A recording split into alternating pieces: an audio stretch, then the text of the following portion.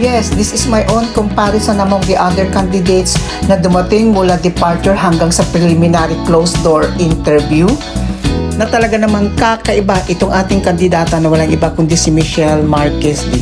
I really like her hairstyling. Napaka-exotic beauty niya. Very sophisticated. At saka pag nagsasalita siya, very precise. She has a strong personality na wala sa iba.